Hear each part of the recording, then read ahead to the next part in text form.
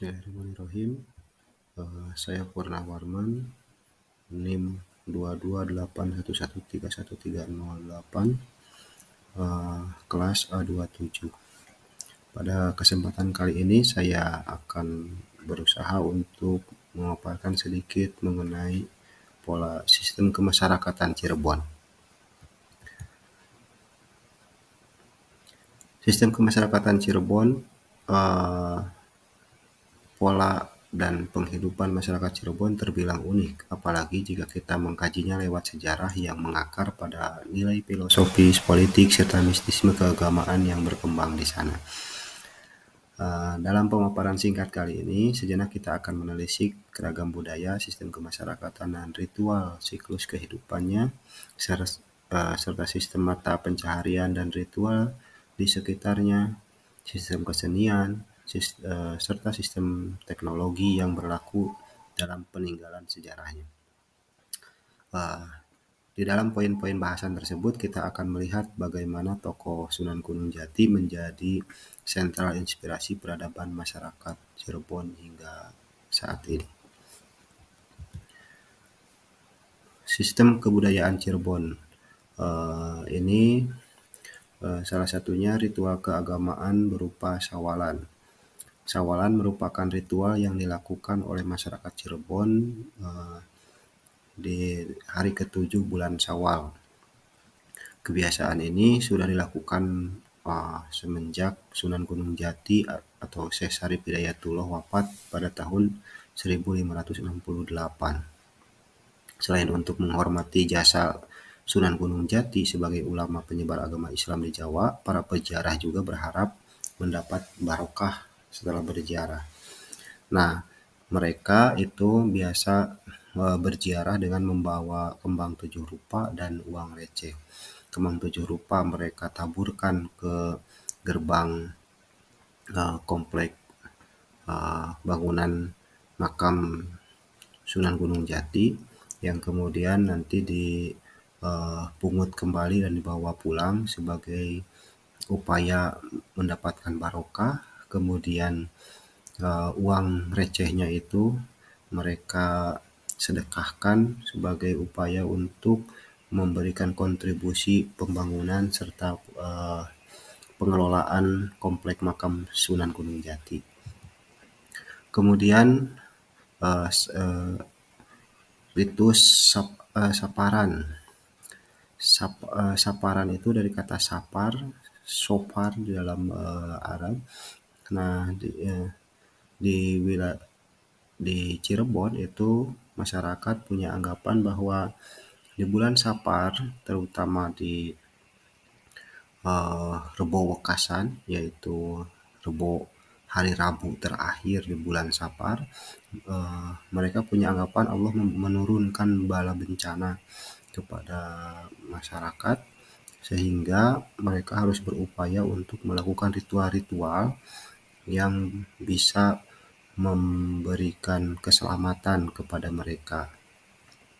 Kemudian ada juga keyakinan bahwa di bulan Sapar itu sendiri merupakan bulan menikahnya hewan, terutama asu atau anjing, sehingga masyarakat itu menjadikan bulan Sapar sebagai bulan yang pantang untuk melakukan pernikahan. Di ritual saparan mereka melakukan ngapem, ngirab, dan rebo wekasan serta tawurji. Kemudian di dalam sistem kemasyarakatan dan ritual siklus kehidupan itu ada yang namanya ritual puputan, yaitu ritual yang dilakukan pada usia anak 3-7 hari setelah lahir. Di mana anak tersebut sudah puput, yaitu tali pusarnya sudah mengering. Nah, di tanggal 7 itu biasanya masyarakat Cirebon melakukan ritual pemberian nama, kemudian mereka juga kalau punya harta berlebih melakukan akikah dengan menyembelih 1 kambing untuk anak perempuan dan 2 kambing untuk anak laki-laki. Di masa puputan ini, masyarakat Cirebon akan melakukan ritual baca Al-Quran dan doa, serta membacakan berjanji. Lalu ritual ngunjung buyut. Nah, ngunjung itu dari kata kunjung atau mendatangi, sementara buyut itu adalah leluhur, yaitu kalau di Sunda itu adalah kakeknya, ayahnya kakek, itu buyut. Nah, ini berarti maksudnya adalah nenek moyang. Tradisi ngunjung buyut bisa diartikan secara umum adalah suatu tradisi mengunjung buyut di pemakaman dengan ritual doa.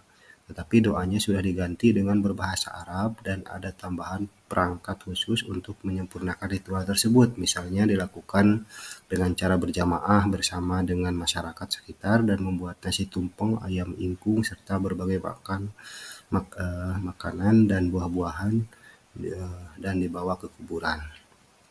Acara tersebut selalu diberi tambahan rangkaian hiburan dengan mengadakan keramaian bergantung sosio-historis awalnya. Misalkan hiburannya dengan pawai seperti karnaval atau menyewa suatu hiburan kesenian seperti sandiwara. Sementara biayanya sendiri itu dilakukan secara swadaya. Lalu ada dari sisi ritual sistem mata pencaharian. Nah, di ritual sistem mata pencaharian itu ada yang namanya ritual sedekah bumi. Sedekah bumi itu biasanya dilakukan oleh masyarakat kaum para petani, di mana mereka setelah beres melakukan masa panen, itu mereka akan melakukan sedekah bumi. Tujuannya sendiri adalah untuk perwujudan rasa syukur mereka atas karunia rezeki Allah. Kemudian mereka juga berharap tanah mereka tetap subur sehingga hasil panennya pun tetap melimpah. Dalam melakukan ritual sedekah bumi, mereka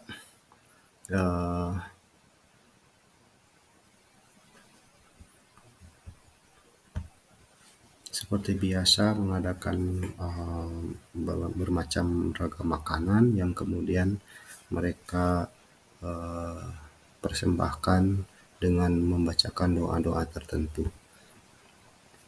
Kemudian ada ritual nadran.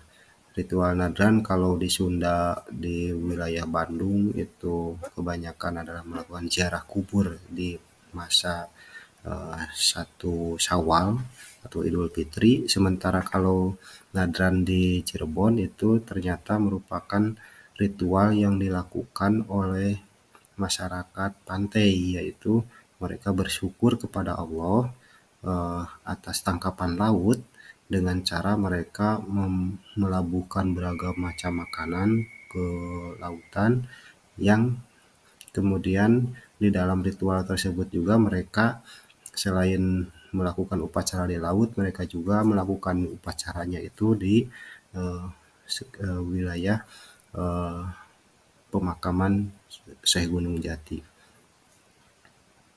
Jadi kalau ritual sedekah bumi dilakukan oleh masyarakat petani, nah nadran ini dilakukan oleh masyarakat pantai atau nelayan. Kemudian dari sistem kesenian di Cirebon itu ada wayang wong. Ini sangat terkenal dan punya keunikan atau kekhasan tersendiri karena wayangnya itu dilakukan oleh orang yang melakukan wayang wong ini biasa memakai topeng, karena ternyata wayang wong itu sendiri merupakan perkembangan dari tari topeng Babakan. Sehingga wayang wong di Cirebon berbeda dengan wayang wong di Jawa Tengah atau Jawa Timur. Selanjutnya ada kesenian lukisan kaca. Nah, sistem lukisan kaca Cirebon merupakan seni lukis yang berkembang di Cirebon dengan media lukisan berbahan kaca serta teknik pelukisannya dibalik atau melukisnya di bagian belakang dan menikmati lukisannya dari bagian depan. Bagi pengrajin lukisan ini tentu untuk menghasilkan lukisan yang indah dibutuhkan ketelitian, kehati-hatian, keterampilan, dan penuh kesabaran. Sehingga wajar apabila semakin rumit gambar yang dibuat akan mempengaruhi tingginya harga bagi lukisan tersebut. Kemudian sistem teknologi Cirebon itu pertama kita harus paham dulu dari sisi makna teknologi. Teknologi itu merupakan ilmu yang dikembangkan manusia berupa merumuskan tata cara tertentu yang dipandang lebih mutakhir, lebih praktis, atau lebih mudah dalam memenuhi kebutuhan maupun menyelesaikan persoalan yang dihadapi dalam situasi hidupnya. Nah, dalam sistem teknologi di Cirebon, pertama kita bisa melihat eh, kereta kencana Paksi Nagaliman. Nah, kereta kencana Paksi Nagaliman ini merupakan kereta kencana yang dimiliki oleh Keraton Kanoman. Dulu kereta ini digunakan Raja Keraton Kanoman untuk menghadiri upacara kebesaran. Selain itu, kereta ini juga digunakan untuk kirab pengantin keluarga Sultan Kanoman. Kereta ini berukuran panjang 3 meter, lebar 1,5 meter, dan tinggi 2,6 meter, dan ditarik oleh 6 ekor kuda bule. Diberi nama Paksi Nagaliman karena bentuknya itu sendiri tidak terlepas dari paksi yang maknanya itu adalah Garuda, kemudian naga berarti ular naga, dan liman itu gajah. Nah, di tempat duduk penumpang itu berbentuk badan gajah yang kakinya dilipat, berekor naga, bersayap Garuda, dan berkepala perpaduan antara naga dan gajah. Di bagian kepala, wajah gajah berbelalai mencuat ke atas memegang trisula dan tombak. Kemudian teknologi masjid. Nah, teknologi masjid di Cirebon itu berarti bagaimana sebuah masjid menyediakan sarana ataupun tempat yang digunakan umat Islam dalam melakukan ibadah terhadap Allah. Yang mana fungsi dan fasilitasnya didesain sedemikian rupa agar mampu mengakomodir kebutuhan ibadah para penggunanya, baik dari sisi kegunaan, kenyamanan, keamanan, kehusuan, hingga syiar keagungan nilai-nilai ajaran agamanya. Dari sisi fungsi dan fasilitasnya, teknologi masjid tua di Cirebon sangat menarik untuk dikaji, baik melalui segi arsitekturnya, artistiknya, kebudayaannya, hingga filosofi-filosofi yang menjadi acuan di balik rancang bangunnya.